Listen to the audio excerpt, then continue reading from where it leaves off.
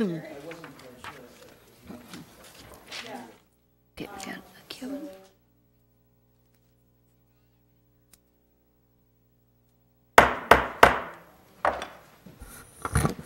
going to call this regularly scheduled meeting of the Minneapolis City Council to order. Clerk, call the roll.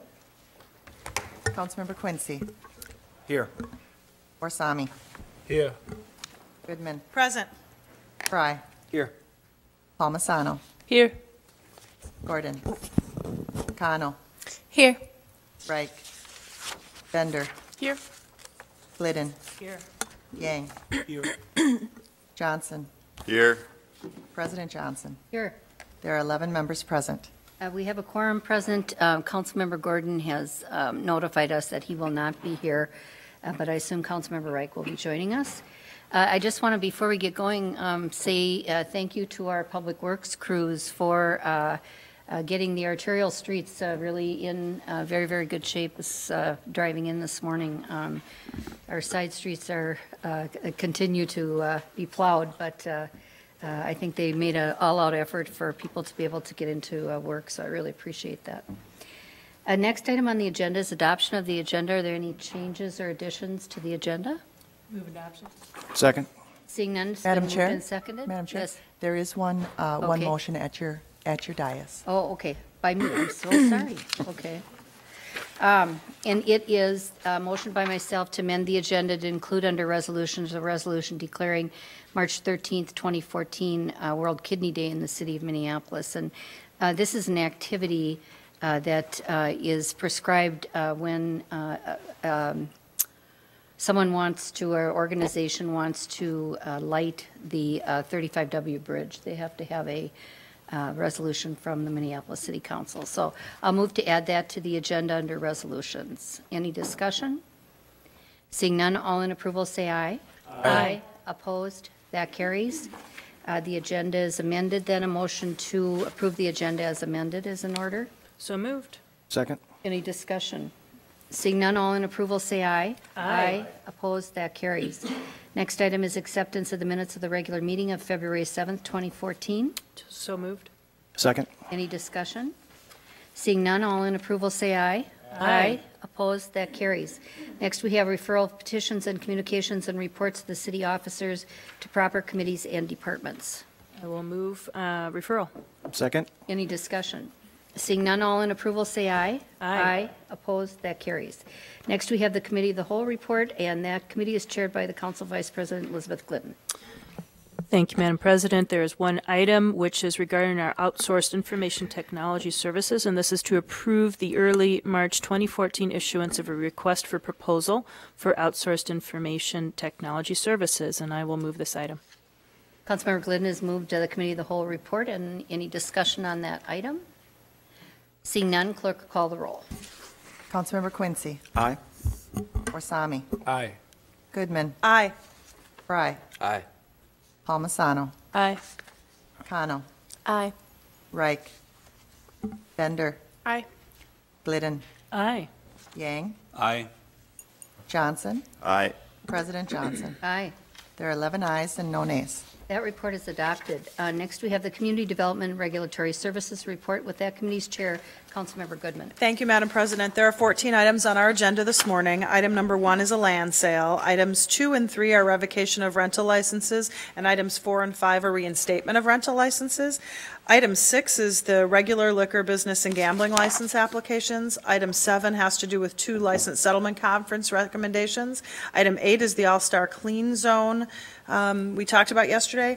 Item 9 is authorizing a good chunk of money to the Great Streets Facade Improvement Program.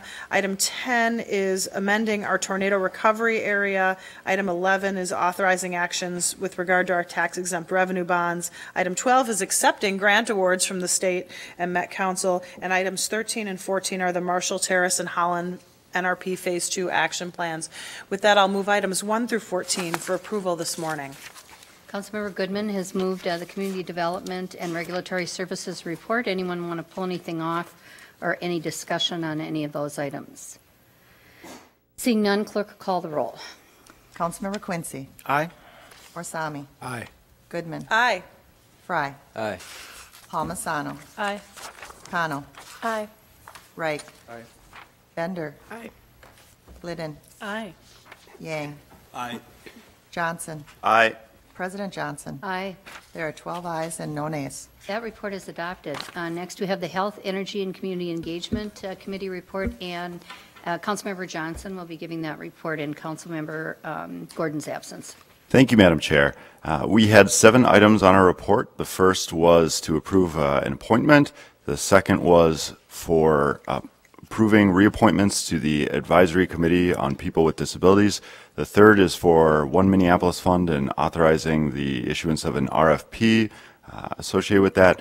Our fourth item is biochar composting demonstration project and authorizing a no-cost memorandum of understanding. Item number 5 is a resolution on triclosan. Item number 6 is a Healthy Communities Transformation Initiative. And item number 7 is UCare Skyway Senior Center and accepting some funding for that.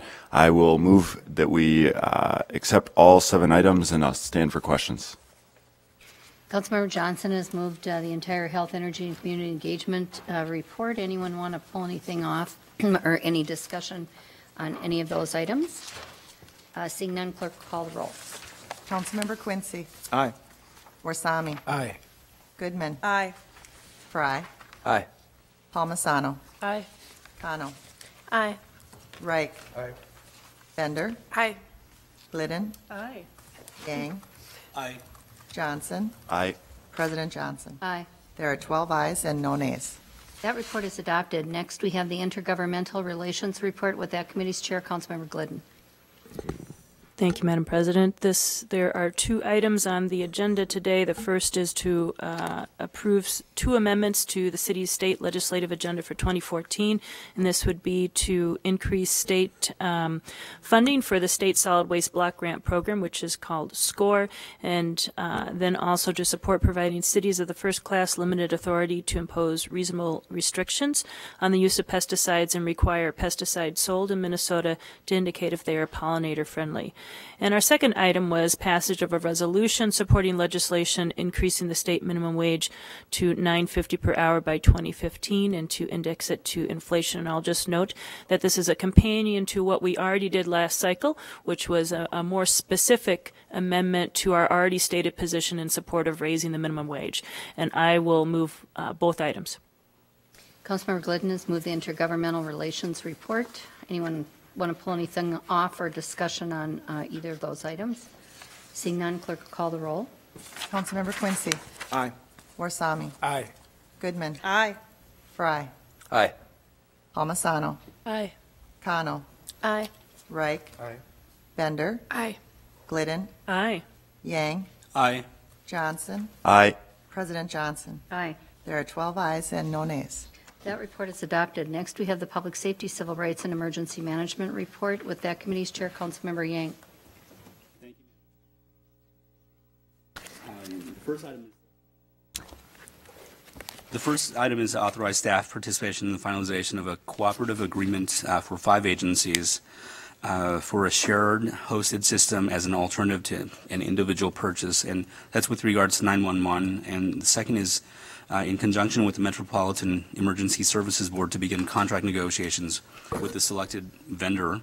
Number 2 is to authorize amendment and extension of a contract for office space at 314 Clifton Avenue to a 3-year lease agreement with the Police Department's Employee Assistance Program. And number 3 is to authorize a contract with the CEL, which is the Counterterrorism Education Learning Lab, for the development of a community awareness program with a customized training and video tailored for Minneapolis, and that's at a cost of $197,000, of which $100,000 is going to come from the 2013 Urban Area Security Initiative grant awarded to the City of Minneapolis Emergency Management, and the other $97,000 is subsidized by the CEL itself, and also just to grant a waiver to allow upfront payment by the Police Department of $100,000. And I will move for approval. Councilmember Yang has moved the 3 items on the Public Safety, Civil Rights, and Emergency Management report.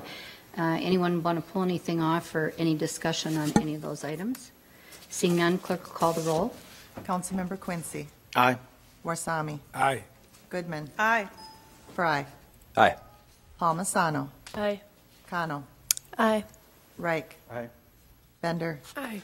Glidden, Aye. Yang, Aye. Johnson, Aye. President Johnson. Aye. There are 12 ayes and no nays. That report is adopted. Next, we have the Transportation and Public Works report. With that committee's chair, Councilmember Reich. Thank you, Madam President. The Transportation Public Works Committee forwards 9 items today.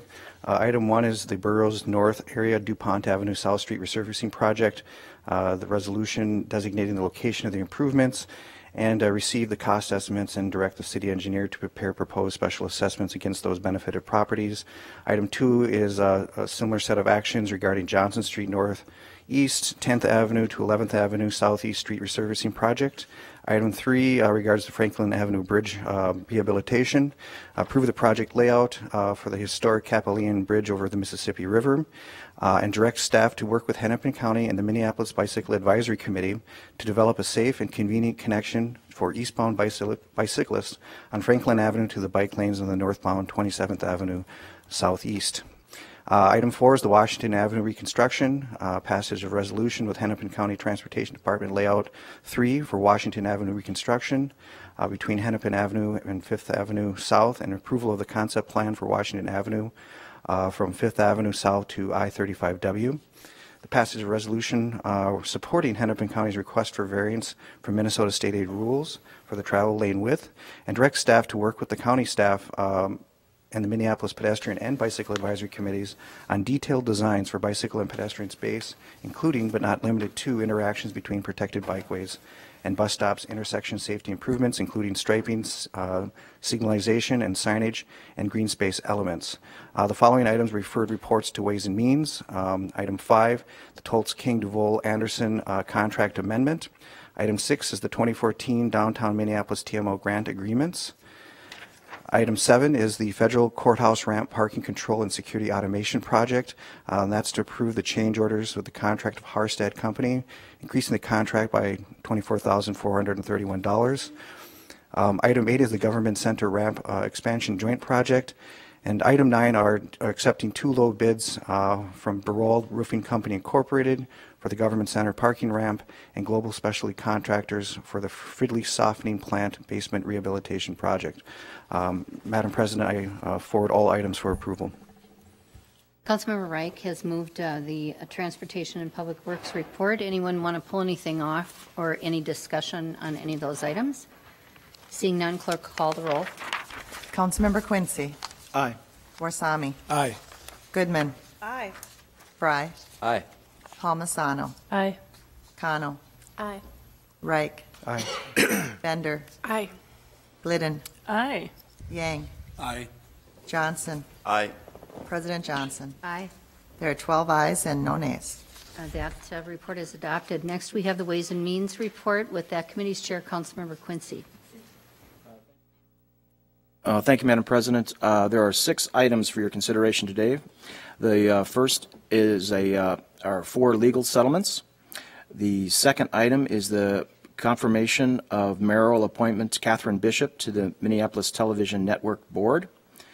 Third item is accepting a low bid from Huffcore, Minnesota for operable wall partitions at the Minneapolis Convention Center. Fourth item is the issuing a RFP for professional IT services for our Compass financial system upgrade. The fifth item are the new appointed positions in for Deputy Director of Public Works and Director of Assessments. And the final item are 2 collective bargaining agreements, one with the Trades Unit, Minneapolis Building and Construction Trades Council, and the second is the AFSCME Local 9 Clerical and Technical Unit. I'd like to move all 6 items for approval. Councilmember Quincy has moved the Ways and Means report. Any discussion on any of those items? Seeing none, clerk call the roll. Councilmember Quincy, Aye. Warsami, Aye. Goodman, Aye. Frey, Aye. Palmisano, Aye. Kano, Aye. Reich, Aye. Bender, Aye. Glidden, Aye. Yang, Aye. Johnson, Aye. President Johnson. Aye. There are 12 ayes and no nays. That report is adopted. Next, we have the Zoning and Planning Committee report. With that committee's chair, Councilmember Bender. Thank you, Madam President. I have 12 items today. The first is the reappointment of our Planning Commission appointee, Ryan Kronzer. The second is to deny appeal of an application to replace windows and a door at 3112 3rd Avenue South. Item 3, 4, and 5 are 3 properties in Dinkytown. The committee voted to deny appeal of demolition permit for one of the properties and appeal 2 of the demolition permits. The 6th item is Target Field Station, just correcting the legal description of a street vacation resolution.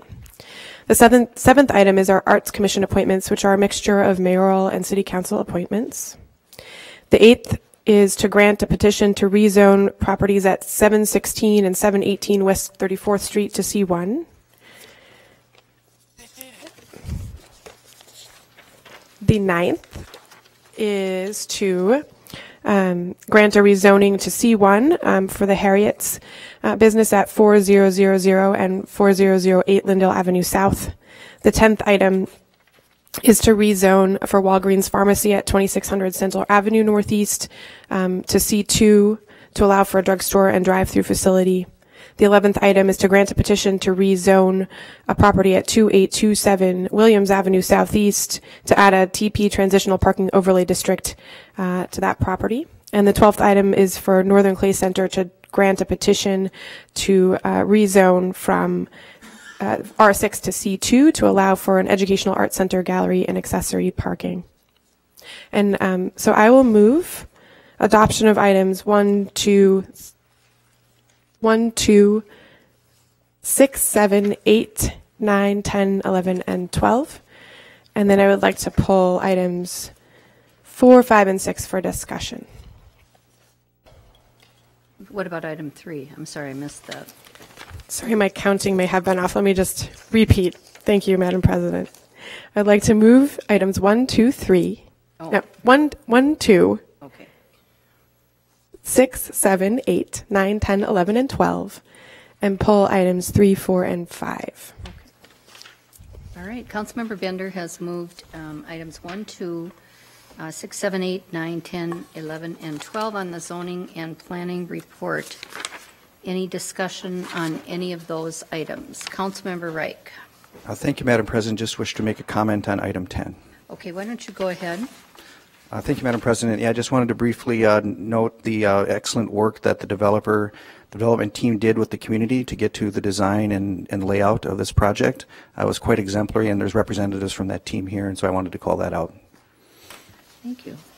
Councilmember Yang.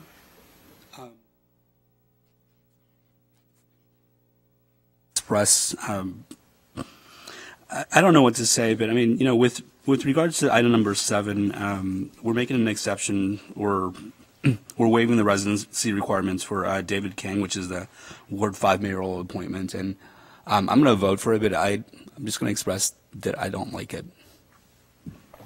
Okay. Thank you. Councilmember Glidden.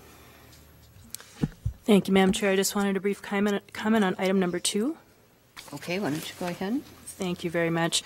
And I just wanted to note here a thank you to the Zoning and Planning Committee as a whole for approving this, although I know it was not unanimous. This is an issue that involves, at its heart, some very sad situation with lead poisoning affecting children in this home, and then some changes that are happening to a home in a treasured area, the Healy Block District. I am supportive of the changes that have been recommended by the Heritage Preservation Commission, and I just want to note this is a experienced group that did vote to support this. But I also want to acknowledge that there are some very impassioned feelings on both sides of this issue from folks who have worked hard to protect our historic resources, particularly in the memory of T.C. Healy. And also, I think some differences of opinion on how to best work around lead paint safety. And I think those are issues we can continue to work on for the future, but just urge my colleagues' support on item number 2. Thank you. Okay, then on items 1, 2, 6, 7, 8, 9, 10, 11, 12 on the zoning and planning report, clerk call the roll. Councilmember Quincy. Aye. Warsami. Aye. Goodman. Aye. Frey. Aye. Palmisano. Aye. Cano. Aye. Reich. Aye. Bender. Aye. Glidden.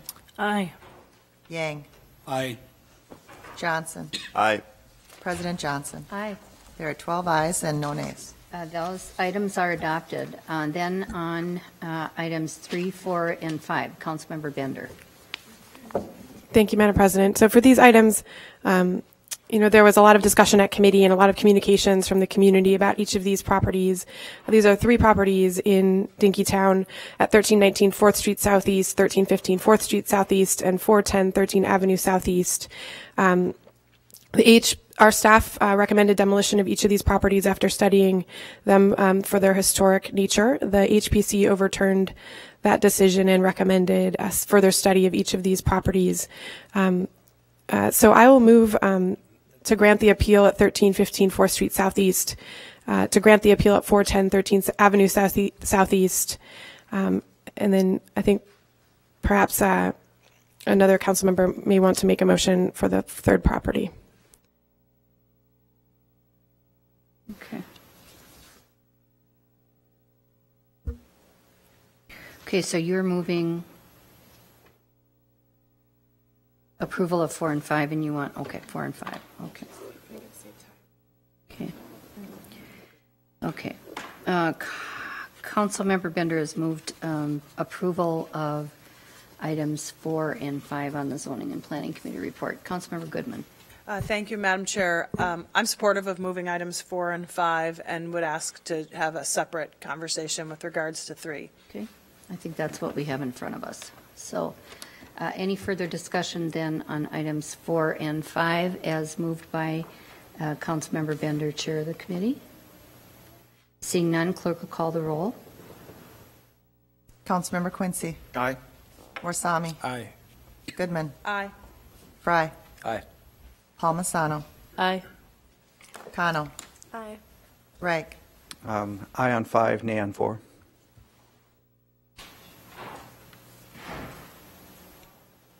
Bender. Aye. Glidden. Aye. Yang. Aye. Johnson. Aye. President Johnson. Aye.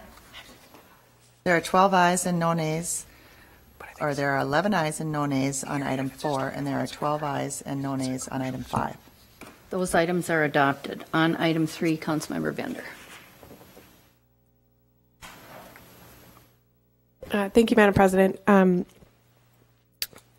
So I think it might, for procedurally, it might be better if another council member made this motion, or otherwise I would make a motion to grant the appeal.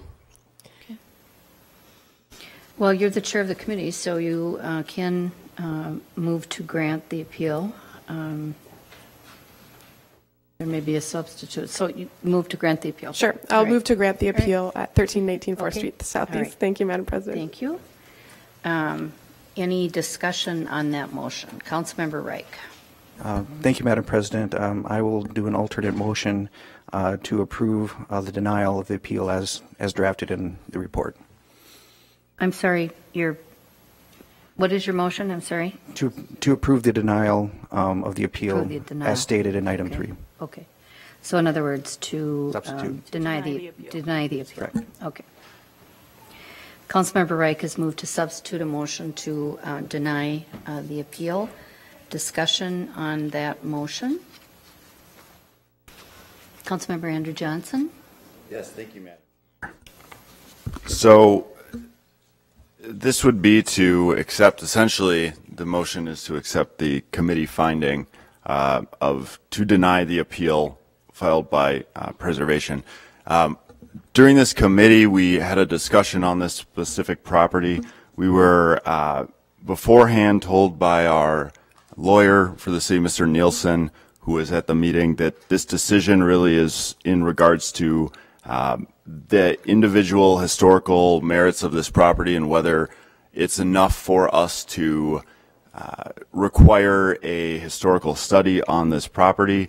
One of the things that struck me about this is that neither the staff nor HPC nor any of the people testifying, nor any council members mentioned that they saw value in this individual property in terms of warranting a historical study on this specific property. And so I was kind of surprised by that. You know, with HPC and with others, they talked about how this property adds to the context of Dinkytown, and I completely understand that. But I also understand that our decision was quasi-judicial, and we were bound specifically to make a determination as to whether that property itself warranted enough historical, or has enough historical value that we saw, or potential historical value that it warranted a further study. And I'm concerned about the precedent with this specifically because it is my understanding from Mr. Nielsen that this would then require the property owner to pay for a historical study. Now, in actuality of this case, is that going to happen because there's already a study underway of this area? No, but I'm looking at this and saying it's an old building. There's not necessarily that historical value there compared to others within the area. And why would we ultimately require that property owner to pay for a historical study when the property owner himself as well said that it would be ridiculous to consider this building of any historical value since he's modified it so many times now that it's lost, in effect, any value that it would have. So I guess I am a bit perplexed as to how we came to that decision, and I would not support denying this particular appeal. Thank you, Madam Chair. Councilmember Frey. Yes, first I'd like to start out by saying every individual in this entire situation has biases that are associated with the conclusion that they ultimately come to. And I'm not talking about us, I'm talking about the individuals that testify. One of those individuals, of course, is the property owner. The property owner has a lot of money that he could potentially gain in this situation. I don't fault him for the way that he's decided, but that obviously comes into the consideration. Second off, Dinkytown, and specifically the area between 13th and 14th Avenues, on 4th Street is one of the last remaining old school kind of commercial corridors in our entire city. And when I say old school commercial corridors, I'm talking about small, tightly situated 1- and 2-story buildings that do contribute to an overarching bohemian kind of character. But Councilmember Johnson, you are correct in this particular determination. You do need to look at each individual building in its own capacity. The first building, which is located on, I believe, 13th Avenue, is the older woman's house. It's a single-family home residential in the middle of a commercial business district. I'm blown away that it's even there to begin with. I don't see any historical contribution in that capacity. So, yeah, we have recommended the demolition. The second building, I don't think anybody would argue is just ugly. It's a cinder block building, doesn't contribute a whole ton to the area. I think originally it was used or at least designed as a drive-through bank, also doesn't contribute a ton historically. Now, the third building is 1319, which presently houses Mesa Pizza and Camdy.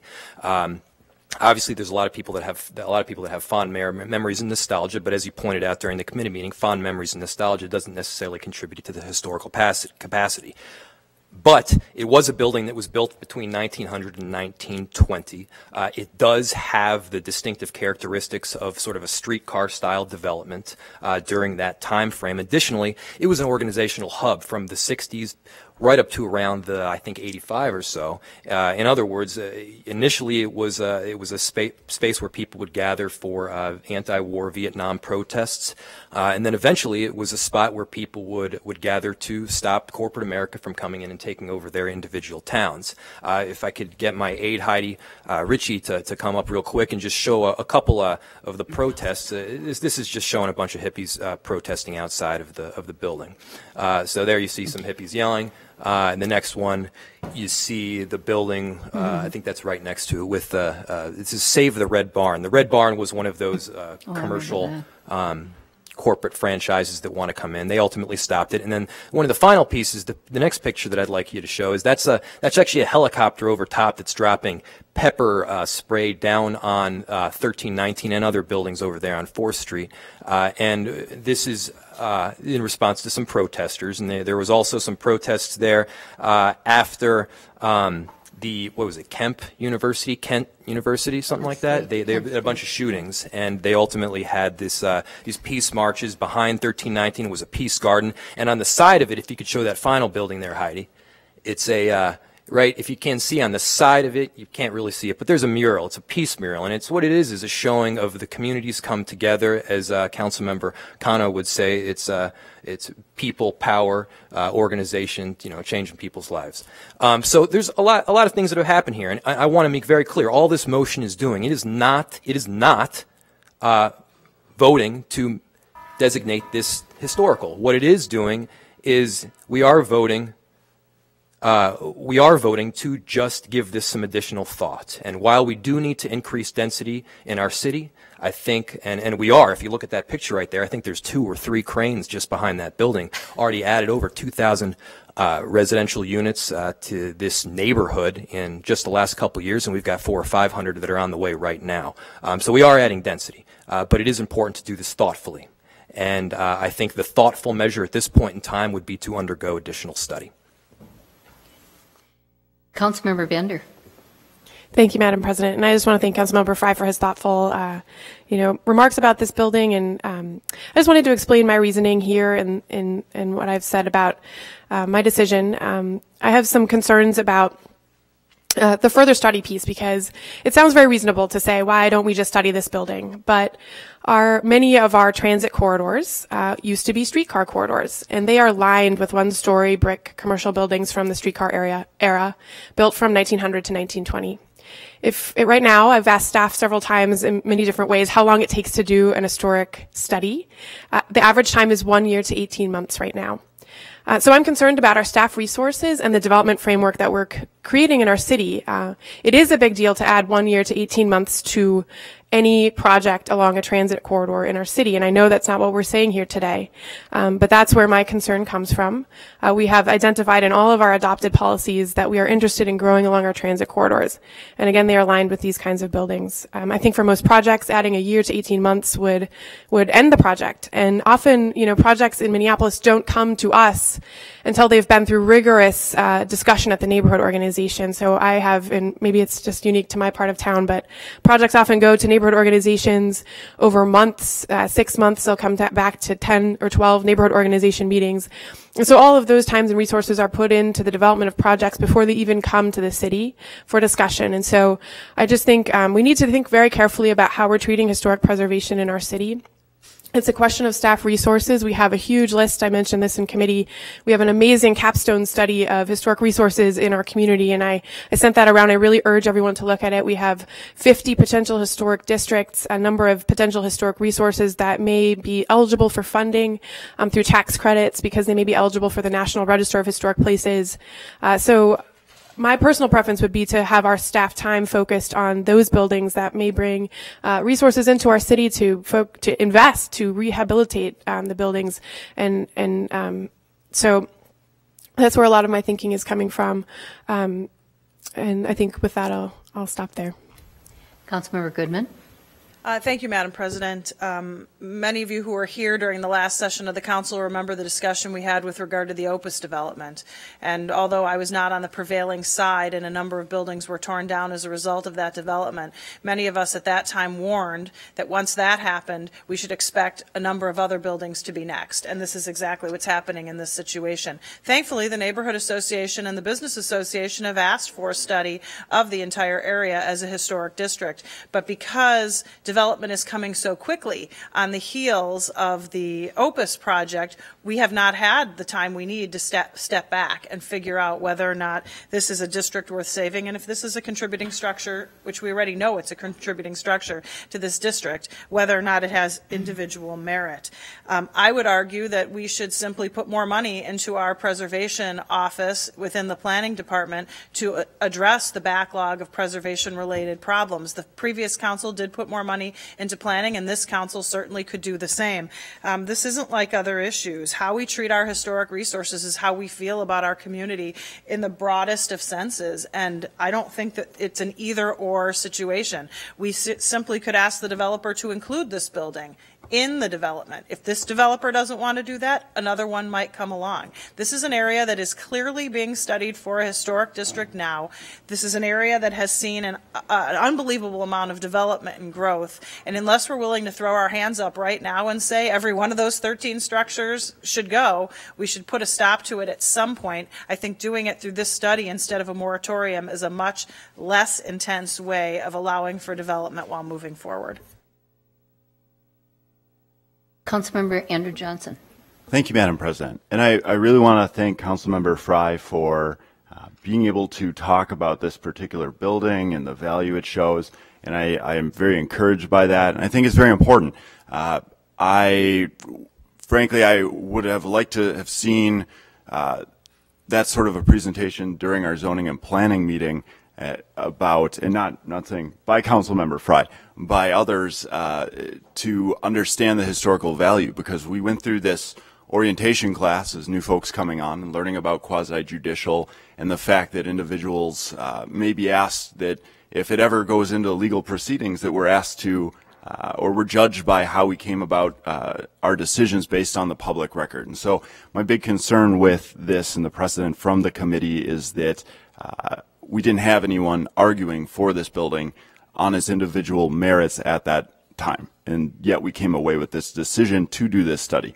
And I certainly understand what Councilmember Goodman is saying as well, and I agree. This area should be studied for a historic district. My understanding, though, is that we were confined with our decision to specifically this individual building and its value. So I am very happy that Councilmember Frey has presented this this argument for this building. I think that certainly adds a lot to this conversation, a lot of value. Thank you.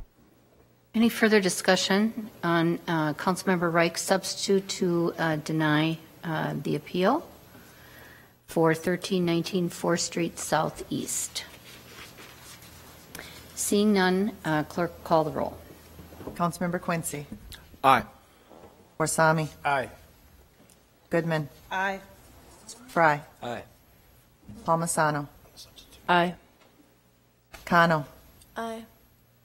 Reich. Aye. Bender. Nay. Glidden. Nay. Yang. Nay. Johnson. Nay. President Johnson. Aye. There are 8 ayes and 4 nays. That denial is upheld. With that, we've dispensed with the zoning and planning report. And the next item then is on our agenda is resolutions. And the first is an honorary resolution honoring William Matthew Little, who died several weeks ago, a longtime civil rights leader in our community. And I want to thank, I'm trying to think who drafted that. They did a really nice job of recognizing, thank you, his accomplishments. So on the passage of the honorary resolution honoring Matt Little as we knew him, all in approval say aye. Aye. Opposed, that carries. Then we have the resolution about World Kidney Day. Any discussion on that resolution? Seeing none, all in approval say aye. Aye. Opposed, that carries. Under unfinished business, we have an ordinance introduction by Councilmember Glidden to introduce the subject matter of an ordinance amending the code relating to housing maintenance code for first reading and referral to the Community Development Committee, amending provisions related to conduct on licensed premises, required rental property management training, and license reinstatement requirements. Any discussion on that ordinance introduction? Seeing none, all in approval say aye. Aye. Opposed, that carries. We also have by Councilmember Glidden a motion to introduce the subject matter of an ordinance amending the code relating to streets and sidewalks for first reading and referral to the Transportation and Public Works Committee, amending the section 427 to allow certain types of vegetation to be grown within boulevards, incorporating safety parameters, and granting the Inspections Department authority to enforce violations pursuant to established administrative processes. Any discussion on that ordinance introduction? Seeing none, all in approval say aye. Aye. Opposed, that carries. We have a pursuant to notice, Councilmember Frey is introducing the subject matter of an ordinance amending the code relating to liquor and beer for first reading and referral to the Community Development Regulatory Services Committee, requiring the provision of hearing protection devices by the holders of qualifying liquor licenses. Any discussion on that ordinance introduction? Seeing none, all in approval say aye. Aye. That opposed? That carries. Next, we have pursuant to notice, Councilmember Glidden introducing the subject matter of an ordinance amending the code relating to the zoning code, accessory uses and structures for first reading and referral to the Zoning and Planning Committee, amending requirements related to donation collection bins. Any discussion on that ordinance introduction? Seeing none, all in approval say aye. Aye. Opposed? That carries.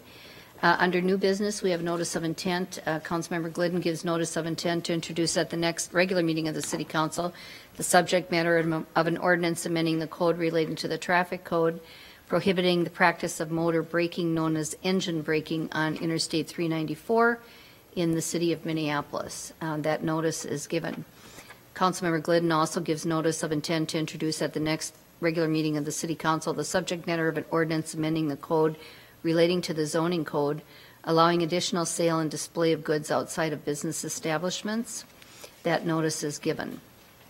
Any announcements? Councilmember Yang? Thank you, Madam President. I have three things I want to mention, hopefully quickly. The first is that I want to thank you for that resolution on National or World Kidney Day. And, I don't know if folks know, but my wife is actually a survivor, a transplant survivor for, I think 16 years now. So really appreciate that. Second piece is that I do want to echo that this month is Black History Month or African American History Month, and our resolution for Matthew Little hopefully does a little bit in terms of just echoing that, the importance of that. The third part is that I wanted to, if I can, give a shout out to the family of 2818 Colfax, the fire that happened up there. I imagine, as a council, all of us are very saddened by just the loss of 5 children, in that situation. And, it was tough, but, I think our fire department did very well to, help in that situation. I think our city came together, and I really appreciate that. So thank you. Any other announcements? Seeing none, a motion to adjourn is in order, and it's a motion to adjourn to the Community Development Agency Board of Commissioners for our annual meeting. So, motion to adjourn is in order. Oh, and then we have a closed, after the MCDA, we have a closed session in 3:15 for a discussion of 2 legal matters. Motion to adjourn. I moved it. Moved it, okay. All in approval, say aye. Aye. Aye. Opposed? That carries. We're adjourned. Councilmember Goodman. Thank you, Madam President. I'll ask the clerk to call the roll for the MCDA meeting for today, February 21st. Councilmember Reich. Here. Councilmember Gordon is absent. Frey. Here. Barbara Johnson. Here. Yang. Here. Warsami. Here. Goodman. Present. Glidden. Here. Kano. Here. Bender. Here. Quincy. Here. Andrew Johnson. Here. Palmisano. Here. There are 12 members present. Thank you. Welcome to the Commissioners. We have 3 items in front of us for approval this morning. Item number 1 is designating February 21st, which is today, as an annual meeting of the Board of Directors. Item 2 is acknowledging the appointment of the members of the Community Development and Regulatory Services Committee as members of this committee. And item 3 is electing the following officers: myself as chair, Councilmember Frey as vice chair, and Councilmember Quincy as secretary to the operating committee. I will note, for those of you unfamiliar with this system, these items come up in the regular Community Development and Regulatory Services Committee, but require an additional action by the MCDA Board of Commissioners. So there won't be separate items on the MCDA agenda. They might be separated out between the council agenda and the MCDA agenda. With that, what is the Commission's pleasure? Commissioner Quincy. Thank you, Madam Chair. I would like to move approval of all 3 items. Approval of all three items has been moved. Are there further comments or questions with regard to the three motions in front of us today? Councilmember Johnson. Thank you, Madam Chair. Where is this agenda? Pardon my asking. This is my first time at this, and I don't see it in front of us. The agenda is at the back of the red book under a tab noted MCDA. Great, thank you. Further comments or questions with regard to the three items or procedural items in front of us? Seeing none, the clerk will call the roll. Councilmember Reich. Aye. Frey. Aye. Barbara Johnson. Aye. Yang. Aye. Warsami. Aye. Goodman. Aye. Glidden. Aye. Kano. Aye. Bender. Aye. Quincy. Aye. Andrew Johnson. Aye. Palmisano. Aye. There are 12 ayes and no nays. Those items are approved.